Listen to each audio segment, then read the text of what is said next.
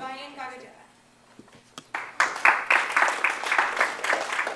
morning, everybody. How's everybody doing today? Great, great.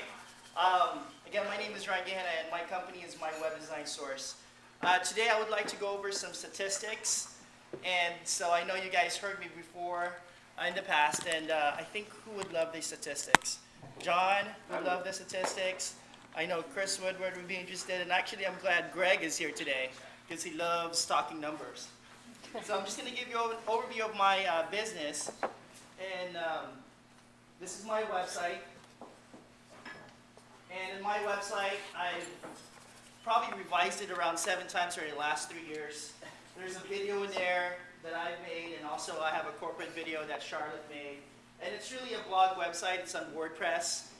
And obviously, as a web designer, I would like to show my portfolio, type of service that I use, contact information. And what I'm really proud of my website, and I really enjoy now, is blogging.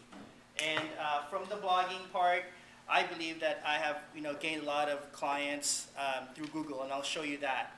So I blog around right now since the beginning of the year about maybe twice a week. I try to do it more. And I do some video blogs as well. So I think that's really key here.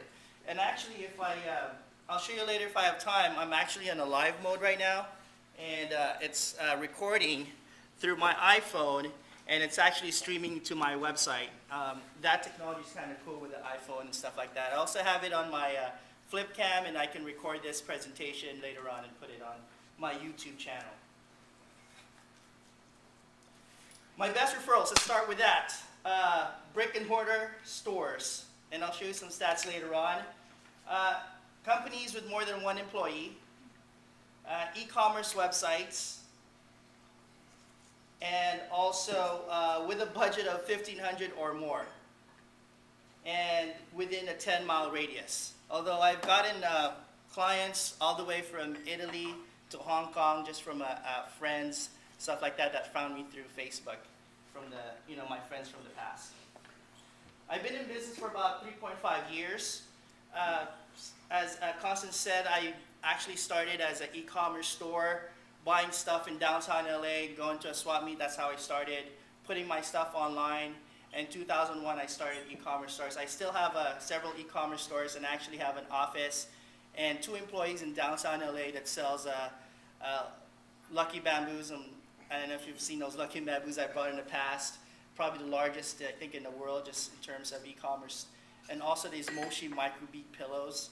Those are things that in the past you've seen. They're squishy. I'm probably the largest e-commerce retailer of that. And I've done before like electronics and stuff like that, and all kinds of toys. I've had several eBay accounts. 3 of them turned into power sellers, meaning that they generate about $10,000 a month in sales in the past. Here are some statistics. I have 141 total projects. Out of that, 58 mocks, meaning that in the beginning I would do mocks for people just to be in the forefront. Mocks are actually JPEG pictures of what their websites would look like. But out of that, I've done 58 mocks, meaning that they didn't turn into projects. But right now I have a total of 141 projects that I've done. Now here's something interesting. 45% of my sources of clients come from Google search engine. So if you type in Torrance Web Designer, Torrance Website Designer, Torrance Web Developer, and even now I'm getting into Redondo Beach, Manhattan Beach, they call me. So I've never had to knock on anyone's door, thank God, or ask somebody. Obviously BNI 29%, and my friends 26%, meaning friends and family and people you know. So almost half of my projects came from Google. So that's great to know when somebody calls you and they need your help, and then they're asking for help. It's a great way to start the business that way. Now, out of my Google calls or projects, 58% of them turn into sales for me, meaning I'm almost converting about 60% of the people that are calling me on Google. That's great. And I think in the beginning when you start up, you don't get that much conversion, but now I'm seeing a higher and higher conversion. I'm probably going to try to break this down within the last year as well. because you learn as well as a web designer what's good and what's not. On BNI, this is really interesting. Out of the 61 BNI business that I have, 82% turned into sales. So you can already see that referral is great because they're your family and friends, people you know. So every time I talk to a BNI referral, 82% turns into sales. My friends is also pretty high. So these are people I know, people I met outside of Google and BNI. 76% turn into sales. And I'm kind of showing this because I think many of you have websites out there, and I'm just showing you an example of how my business has really relied on the internet for sources as well. So in total, 72% of all inquiries turns into business. Out of the 141 projects I did in the last 3.5 years, so if you break that down, it's an average of 3.3 projects per month. Oops. And out of that,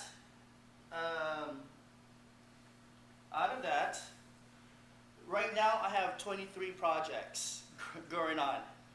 14 of those are majors, meaning they're like a major web design, brand new project. So you can see that 3.3 a month is actually like, I've reached a point where it's really growing. So I'm not accepting all projects that I get now from the phone. I'm just picking out which ones are good ones for me. I mentioned this before, out of the 141, 41% are brick and mortar stores. Okay, so those are great sources because meaning that they already have a business and they're just using the internet as a tool to help their business. Out of the 141 projects, e-commerce, 53 of them, or 37% of my projects have been e-commerce. I started e-commerce, I have a lot of insights in there. Nonprofits are only about 11%, but I do get them. And in terms of budget-wise, I broke down in the last 141 projects I have, about 25% were under 1,500. Sorry about that, it's my phone. So that's my alarm. And 45% are around 1,500. That's kind of like the bulk of it.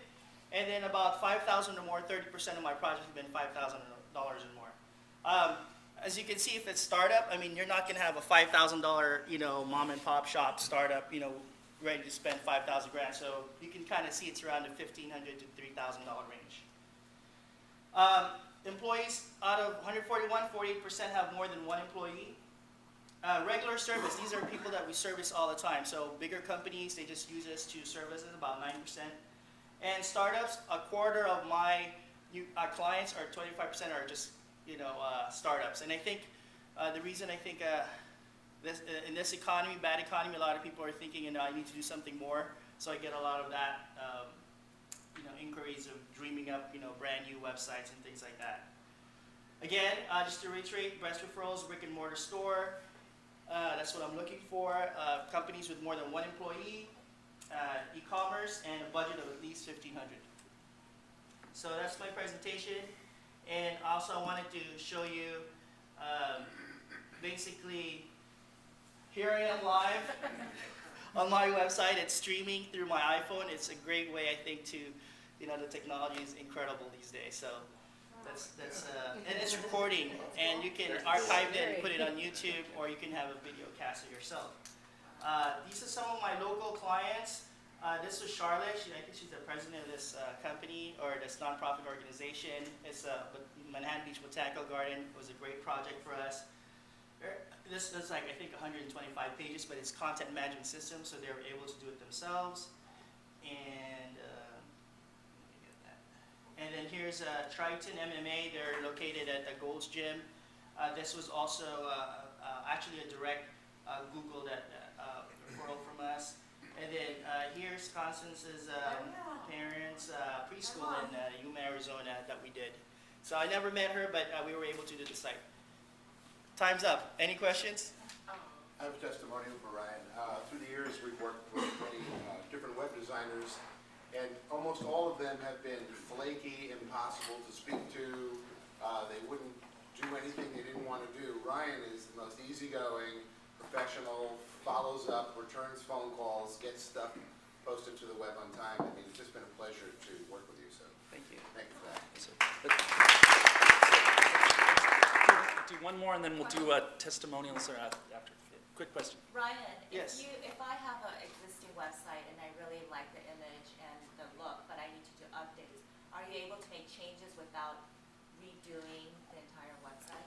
If I like it already? We can pretty much copy any website out there and put it in a content management system, meaning that our clients can change their photos or change their contents.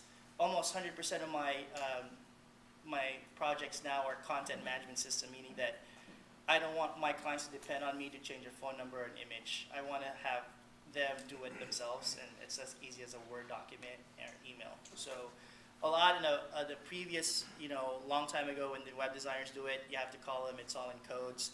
Now it's really like as easy as logging into your website and changing it right away. So, All right. thank you so much. Do we have time for testimonial? Let's do them at Stand and Deliver. okay. All right? So let's give Ryan a round of applause. Thank you so much. Can you throw it box home? Oh, I need extra energy for this pile. Casey Campbell's career at Vox DJ began at an early age.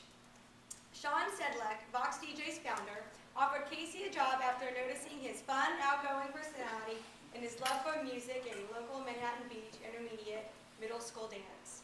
Casey quickly became one of Vox DJ's most highly requested DJs. Focusing on high school and youth events, Casey was truly destined to perform and entertain. Casey attended local Miracosta High School and then went off to the University of Colorado Boulder, where he majored in communications. He kept his focus on performing and continued DJing through his fraternity Sigma Chi's legendary late-night functions, acted in numerous plays and short films, and also hosted his own radio